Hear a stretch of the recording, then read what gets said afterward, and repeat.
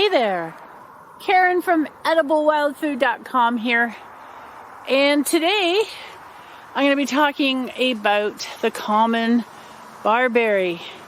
But first, I want to thank everybody who is a subscriber. I truly appreciate you being here. And if you're brand new to my channel, if you could consider doing me the kindness of subscribing. And if you like this video, please remember to not only like it, but which is giving the thumbs up, but also to share it on your social media platforms. So let's get to business. The common barberry. As you can see, this is a relatively upright shrub, and this is native to Europe and Asia. So another name that it's known by is the European barberry. And it was first brought to North America in the 1600s by the New England settlers, and of course, like everything else, it escapes from cultivation. This is in the Barberry family, if I pronounced that correct. And in this family is also the Japanese barberry and the Oregon grapes. Got a little bit of raindrops coming down because we just had a bit of a rainfall here. Alrighty, so let's go into the bark as best as I can. Right in there. I just don't want to get my lens wet. There we go. So you can see that it's kind of a gray, browny kind of bark color. And it is ridged because this is absolutely a little bit more mature. This is perhaps a younger branch right here. Let's see if I can get, there we go. So it is multi-branched, and as you can see, actually let me just get in here. If I get wet a little bit, it's okay. But right here is the main stems. All right, now in here somewhere there are sharp needle-like spines, and there was one right in there, if you can see it. I'm going to have to put my hand behind it. I'm having a hard time focusing, but you can see right where it is. Okay, let's move forward. This particular shrub is maybe almost 3 meters, which is 9 feet tall. This is pretty average for a full-grown barberry shrub, and it can branch out to 2 meters or 6 feet wide. This one is just more than a meter right now, but the rainfall we just had may have a bit of an impact on how it is hanging right now. The leaves are relatively simple. Let's see if I can, there we go. And they have a dull light green color, or relatively light green. And each leaf measures about 2 to 8 centimeters. That's not too long. This is only about maybe, I would say, an inch and a half. And the margins are just ever so slightly serrated.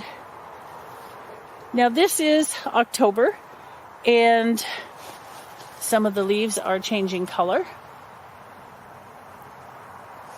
And as you can tell, they like dense forests or by the edge of forests.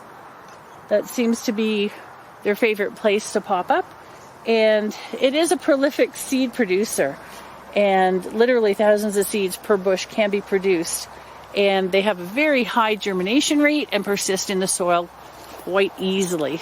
Now, let's check out this fruit.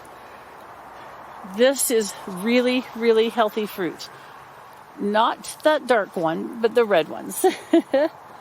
These can be eaten raw or cooked, and they have quite a refreshing flavor to them, actually. Kind of lemony-like, and this is because they're absolutely chock full of vitamin C. And there we go. There, I can get in a little bit closer. So these actually contain malic acid, tartaric acid, citric acid, pectin, resin, and loaded with, again, vitamin C, A, and it also has a good amount of calcium, iron, potassium, zinc, copper, and manganese. That's right. And in addition, of course, it has a good amount of protein and anthocyanin. In Iran, dried barberries are used in a lot of foods. They use them to make sauces, jellies, jams, you name it. And apparently even carbonated drinks. And the food industry actually uses these as a natural-based food coloring because of the anthocyanins, which is the pigment.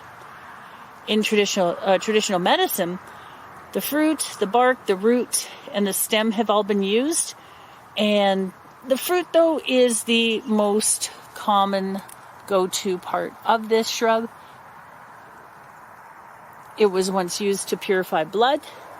And, gosh, the oldest findings, which is really cool, on the use of the barberry fruit was to purify blood. And this was inscribed on clay tablets in the library of, it was an emperor in the Assyrian Empire, which is present-day Iraq, and I can't remember the emperor's name, but this was the year 650 BC. There you go. Barberries. Lots of them. There's actually a couple of other bushes somewhere in this area. I gotta locate them. But this is used widely in Ayurvedic medicines, homeopathic, ethnomedicines. Tasty, medicinal. What's not to like? Common barberry. There we go. Thank you for watching, everybody. Thank you so much for your support. I've made that 10,000 mark. That's thanks to each and every one of you. Again, if you like this video, please be sure to share it. And thank you for being here.